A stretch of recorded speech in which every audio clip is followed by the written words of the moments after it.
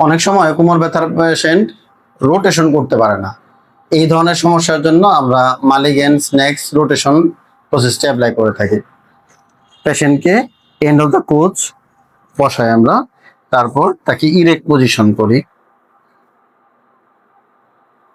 তারপর পেশেন্টের যে পেইন পয়েন্ট আছে সেই পেইন পয়েন্টকে আমরা ফিক্সড করি এবং পেশেন্টের হাত ক্রস অবস্থায় থাকবে এবং তাকে ফুললি সাপোর্টেড অবস্থায় ফিক্সড করে দেন